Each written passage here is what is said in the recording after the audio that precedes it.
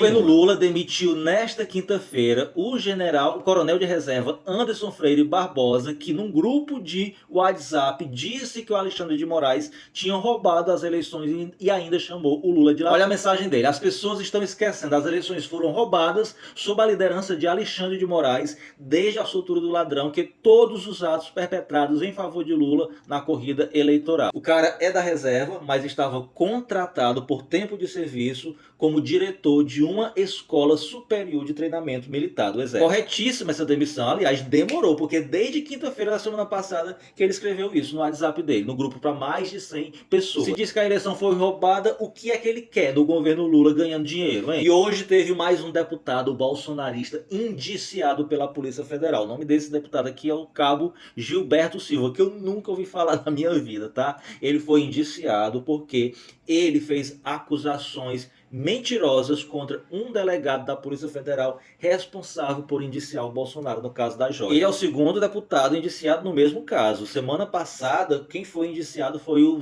Marcelo Van Hatten, que também fez acusações falsas contra esse mesmo delegado. Além de expor na Câmara e nas redes sociais a foto do delegado para que todo o gado fosse nas redes sociais atacar. Típico dessa galera que só age em rebanho e que obedece aos mestres para fazer o que não presta, obviamente. O jornalista Noblar disse que o Dias Toffoli aconselhou em dezembro de 2022 o Bolsonaro a fugir do país, porque senão ele poderia ser preso. Foi o seguinte: o Dias Toffoli chamou o Bolsonaro para um jantar com algumas pessoas lá, inclusive o Augusto Aras estava presente, porque o Dias Toffoli ouviu falar que... O Dias Toffoli, lembrando, era aliado do Bolsonaro, tá? Ouviu falar que o Bolsonaro estava realmente juntando com os militares para dar o golpe. E aí o Dias Toffoli foi lá tentar persuadir o Bolsonaro a desistir dessa possibilidade. E uma das coisas que o Dias Toffoli disse para convencer o Bolsonaro foi que generais 4 estrelas que dessem o golpe não aceitariam estar sob a liderança de um capitão como o Bolsonaro. Ou seja, ia ter um golpe dentro do golpe, o Bolsonaro seria a primeira vítima desse golpe. E aí o Bolsonaro falou que estava com medo de ser preso e o Dias Toffoli foi lá e disse: fuja do Brasil porque você vai ser preso. E aí o Dias Toffoli, junto com Augusto Aras, bateu o fio pro Alexandre de Moraes, então presidente do TSE, e tendo em vista que corria-se o risco do Bolsonaro não fugir e de dar o golpe, o Alexandre de Moraes solicitou a antecipação da diplomação da chapa do Lula com Alckmin, que estava agendado para o dia 15, que era o dia do golpe, e eles anteciparam para o dia 12 de dezembro. Me conta aí nos comentários o que você achou dessa atitude do Dias Toffoli e do Augusto Aras, que bateu o fio acerca desse possível golpe, mas que ao mesmo tempo Dias Toffoli orientou o Bolsonaro a fugir, né? Enfim, minha gente, eu quero saber a opinião de vocês. O que é que vocês acham? Minha gente, e não sei se vocês se recordam, mas o presidente do Peru, Pedro Castillo, que está preso ainda hoje, ele foi preso porque tentou dar um golpe lá no Peru e não funcionou e foi preso. O Bolsonaro ficou com muito medo que acontecesse o mesmo com ele e por isso decidiu fugir para os Estados Unidos antes da posse do Lula. Esse foi um dos motivos que fez o Bolsonaro desistir, além também de não ter tido apoio do Exército e da Aeronáutica. É um povo muito incompetente, minha gente, que nem para dar golpe certo tá mais parecendo com o Comando Maluco. E olha essas maluquices que esse povo fizeram. O militar que colheu as assinaturas para carta ao comando das Forças Armadas aderirem ao golpe foi um dos que não assinou essa carta. Sabe por quê? Por medo de ser preso pelo Alexandre de Moraes. É uma piada, né, minha gente? E o general Augusto Heleno, que já estava com o planejamento do golpe todo pronto, fez algumas anotações na sua agenda que a polícia descobriu. Um item dessa anotação chamou a atenção de todo mundo, que ele falava o seguinte: quando o Bolsonaro desse o golpe e fosse discursar a nação, ele deveria fazer um discurso de união, de pacificação da nação. Em hipótese nenhuma poderia fazer comentários pejorativos aos gays e aos pretos. Por que ele teve esse cuidado? Porque ele já sabe que o Bolsonaro detesta gay e preto. Mais uma da série aqui do Comando Maluco. O homem-bomba do Bolsonaro, que se explodiu lá em frente ao STF, tava com essa blusa aqui, debaixo da fantasia daquele cara lá do Coringa.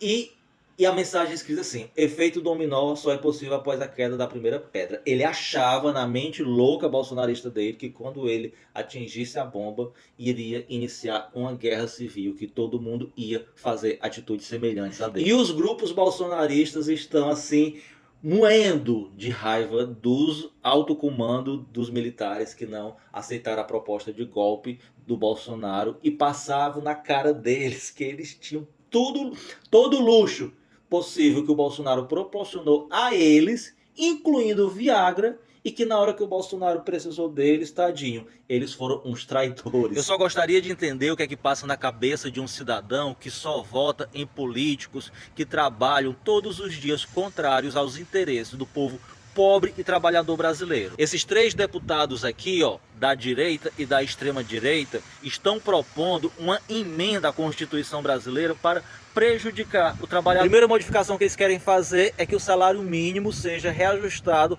apenas pela inflação. Tipo que nem o Bolsonaro fez nos 4 anos de governo, que não deu R$1 de ganho real ao salário mínimo, só reajustou pela inflação. Diferentemente do Lula, que deu ganho real ao valor do salário mínimo, além da inflação. O segundo, eles querem fazer com que benefícios sociais como o seguro-desemprego e o BPC sejam desvinculados do salário mínimo. Ou seja, querem que aquele idoso que recebe BPC ou desempregado que recebe seguro-desemprego receba menos de um salário mínimo para se manter. E ainda querem também que o abono salarial, que hoje é disponível para quem ganha 2 salários mínimos, passe a ser disponível só para quem ganha apenas 1 salário mínimo. E olha que coincidência incrível, todos esses 3 deputados votaram contra a proposta para taxar as grandes fortunas. O nome deles são Kim Kataguiri, do União Brasil, bolsonarista, extremista da direita. O outro é o Júlio Lopes, do Partido Progressista, também um partido de extrema direita, e o Pedro Paulo, do PSD. Todos eles votaram contra a proposta que iria simplesmente taxar as grandes fortunas. Essa taxação previa a criação de um imposto para quem tem fortuna acima de 10 milhões. Não é para você que tem 10 mil, 100 mil, 50 mil na poupança não, tá? E mesmo assim eles votaram contra. Tá vendo aqui esse deputado que está ao lado do inelegível? Pois bem, ele está com uma proposta no governo para acabar com os feriados. Ele quer transferir todos os feriados aos domingos para que a classe trabalhadora brasileira, que já é extremamente explorada, não tenha mais direito nem a feriado. Mas sabe o que é que você faz? Quando for na próxima eleição, vota de novo nesses bolsonaristas que se dizem em favor da família, da moral, dos bons costumes, enquanto mete fumo grosso em você. Dallagnol pediu ao Ministério Público, ao Procurador-Geral da República, através da sua rede social, que investigue o PT por suposto Caixa 2 na campanha presidencial do Lula em 2022, depois que a Jojo Nescau disse que tinha recebido uma proposta de 1,5 milhão para apoiar a candidatura do Lula. Olha como o cara que fez o PowerPoint contra o Lula entende de provas, só que não. Ele simplesmente pega uma declaração mentirosa da Jojo Todinho que não apresentou nenhuma prova e sem ter nenhuma base legal, material, ele simplesmente pede a PGR para investigar suposto Caixa 2 no PT. Ai Jesus, como cansa morar no Brasil. Esse é o mesmo Deltan Dallagnol que pediu para o Alexandre de Moraes prender a Janja porque ela xingou o Elon Musk. Ele teve a cara de pau de querer comparar a prisão dos militares golpistas na semana atrasada com um pedido de prisão para a Janja, como se todos eles tivessem cometido o mesmo crime, como se tivesse... Aliás, a Janja nem cometeu crime, né? Enfim, minha gente, é tão absurdo que esse ser se tornou, ele deixou o ódio dele ao Lula e ao PT ultrapassar o senso da realidade dele, deixou a racionalidade dele, ó, ir pro espaço, de tanto ódio que esse homem sente do Lula e do PT. Coitado. Se ele e a Jojo soubessem o que o ódio causa na saúde física e mental do ser humano, eu tenho certeza que eles já tinham, ó, virado essa página. Lembrando que o PT negou por completo, a presidenta do PT, a Gleisi Hoffmann, disse que o PT irá processar a Jojo Todinho por mentir e que isso não passa de apenas uma cortina de fumaça para tentar maquiar, para tentar tirar do foco todo o indiciamento do Bolsonaro e mais 36 pessoas envolvidas na trama golpista.